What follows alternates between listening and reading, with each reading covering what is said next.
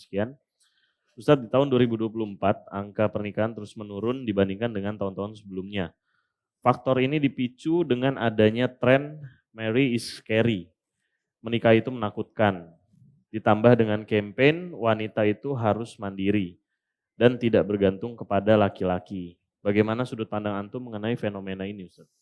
Ini orang yang anggap pernikahan menakutkan ini cukup aneh ini ya. Aneh sekali. Kenapa dianggap menakutkan? Yang kami tahu, tentu teman-teman juga tidak asing, orang menikah itu bahagia. Iya enggak? Orang menikah kecuali memang naudzubillah dia di bawah penekanan ya, ditekan harus menikah secara paksa. Tapi umumnya orang menikah bahagia. Yeah. Bahkan ada istilah orang menikah itu menjadi raja dan ratu sehari gitu kan.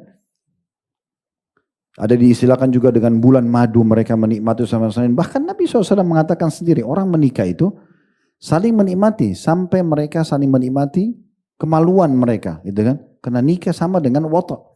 Orang untuk membuka pakaian dalam terjadi interaksi biologis itu tidak gampang. Kalau sudah terjadi berarti nyaman, kenikmatan. Dan Nabi SAW sudah mengatakan ya, siapa yang telah menikah dia telah menyelamatkan setengah agamanya. Karena godaan paling besar bagi laki-laki dari perempuan. Godaan terbesar bagi perempuan dari laki-laki, kan gitu. Kalau sudah menikah ada tempat pelampiasan sudah aman. Jadi kalau ada yang berpersepsi mengatakan bahwasanya nikah itu menakutkan, ini mungkin dia ada salah baca, salah tonton, ya, persepsi yang keliru. Saya pernah temukan konsep begini tapi bukan dari umat Islam. Kemungkinan besar penanya ini atau kasus yang sedang dia kaji atau dia sedang tanyakan itu mungkin dia melihat kasus orang lain. Mudah-mudahan saja bukan penanya yang menghadapinya. Saya ingat dulu waktu bimbing jemaah travel yang Allah manakan di budak kami pernah buat umroh plus Spanyol. Kebetulan yang jadi tour leadernya itu orang beragama Katolik. Namanya Pedro. Pedro ini 60 tahun atau 65 tahun, rambutnya sudah putih semua. Dia hanya bisa bahasa Spanyol atau bahasa Inggris saja, gitu kan. Maka pada saat kami lagi jalan, terjadi persahabatan di mobil, di bus, sambil ngobrol-ngobrol tentang masalah agama dia, tentang agama Islam. Kita ngobrol. Tapi sempat waktu mampir di satu tempat, kami akan pindah dari Madrid ke kota yang lain, dia cuma di Madrid saja. Terus saya tanya, sekarang mau kemana? Mau pulang ke keluarga, ke istri sama anak? Dia bilang, saya tidak punya istri, tidak punya anak. Saya tanya, kenapa? Dia bilang, untuk apa saya nikah? Ini perkataan dia ya. Kepada saya, untuk apa saya menikah? Saya mengurus wanita, bikin pusing. Dia bilang, ya. Saya harus siapkan uangnya, kebutuhannya, segala macam. Belum dia ngomel-ngomel, apalah gitu kan. Seperti umumnya orang taunya kadang-kadang mungkin pikiran persepsi dia selalu negatif gitu kan. Dia tidak bisa memanage mungkin rumah tangga dengan benar sehingga yang ada adalah mungkin pertengkaran yang dia bayangkan. Kemudian juga dia bilang, dengan sederhananya dia bilang, saya kalau butuh biologis saya tinggal ke perempuan manapun saya bayar selesai. Dia ngomong gitu. Sekarang saya bisa urus diri saya sendiri. Begitu juga dengan anak. Saya harus urus anak dari kecil, membesarkan dia, banyak masalahnya. Untuk apa? Sederhananya begitu. Nah kalau penanya tadi menanya seperti ini, dia bilang menikah menakutkan. Kemungkinan besar pemikiran seperti ini yang sampai ke dia. Padahal sebenarnya dalam Islam kan sudah disebutkan ya, orang menikah itu pahalanya besar. Karena Nabi SAW mengatakan, nikah sunnati faman ragiban sunnati falaysa minni. Nikah itu adalah sunnahku, siapa yang menolak sunnahku bukan dari golonganku. Kata Nabi SAW, fi bidi ahadikum sadaqah, di kemaluan kan ada sedekah yang besar. Lalu sahabat mengatakan, ya Rasulullah, apakah kami menggauli istri kami nikmat dan kami juga dapat pahala? Kata Nabi SAW, kalau kalian letakkan pada yang haram, apakah berdosa? Begitu juga pada yang halal misalnya ya. Belum lagi kalau kita menambah sanak kerabat, seperti mertua, ipar, itu kan menambah kekerabatan karena kasus pernikahan. Ada rahim lagi di situ, kita bisa silaturahim sama mereka. Yang kata Nabi SAW, siapa ingin dipanjangkan umurnya, diluaskan rezekinya, dia lanjutkan silaturahim. Anak-anak, Nabi SAW mengatakan 7 hal yang pasti mengalir terus bagi seseorang hamba, walaupun dia sudah di dalam kuburannya.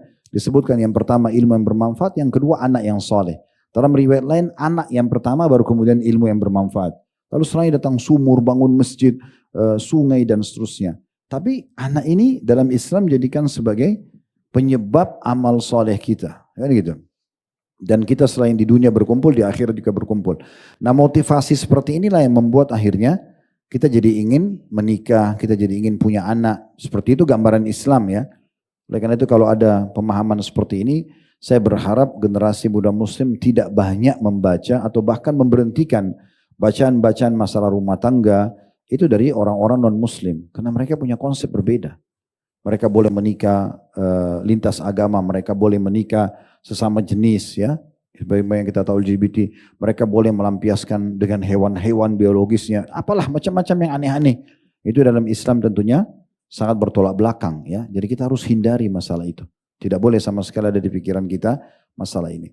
Kemudian tadi juga selain nikah itu mengerikan, menakutkan. Wanita itu harus mandiri Ustaz, tanpa menggantungkan dirinya ke laki-laki. Nah Allah yang suruh wanita bergantung kok. Kan itu. Ya enggak? Sekarang wanita kalau mau menikah harus dengan izin ayahnya.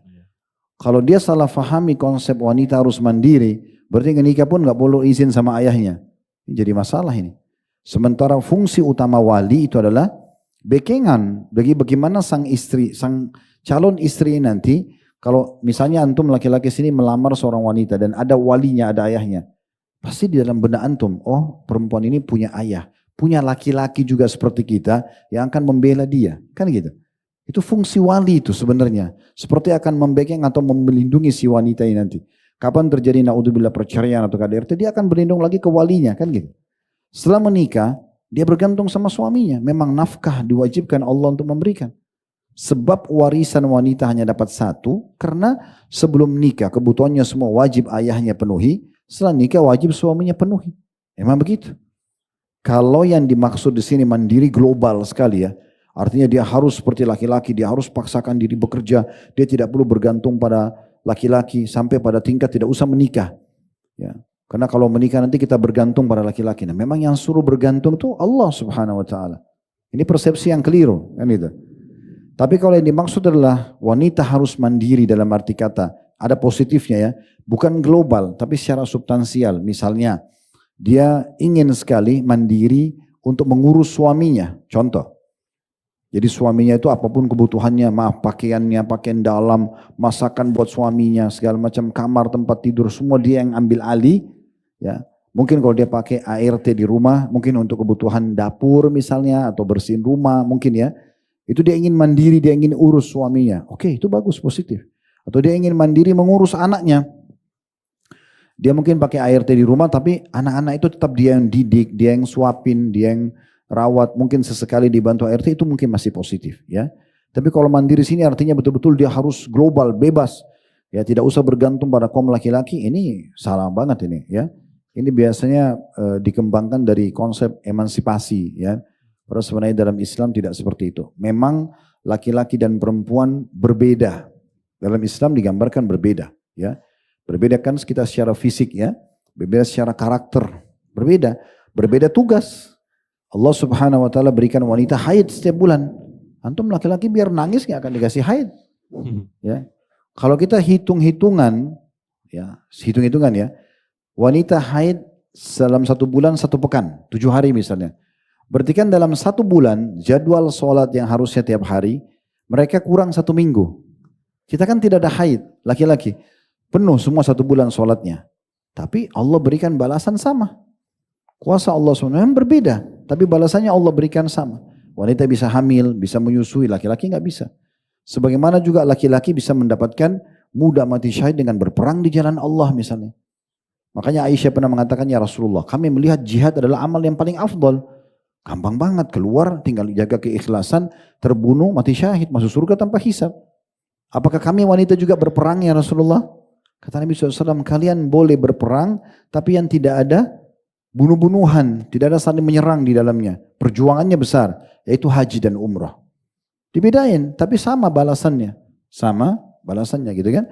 Perempuan sholat di rumah, laki-laki sholat di masjid. Bagaimana bisa disamain? Yang perintah agama begitu kan gitu, fitrahnya. Jadi iman tidak bisa disamakan. Tentu di sini yang disamakan adalah mungkin dari sisi balasan yang Allah SWT berikan gitu ya. Kalau laki-laki kerja di luar, perempuan juga kerja di luar. Kira-kira sampai mau urus rumah nih.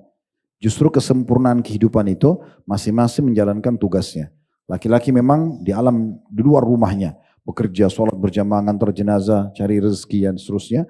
Laki-laki, perempuan di rumah, ngurus anak-anak, masakan. Ini baru sempurna kehidupan tersebut kan. Karena saling melengkapi satu sama yang lain. Ya.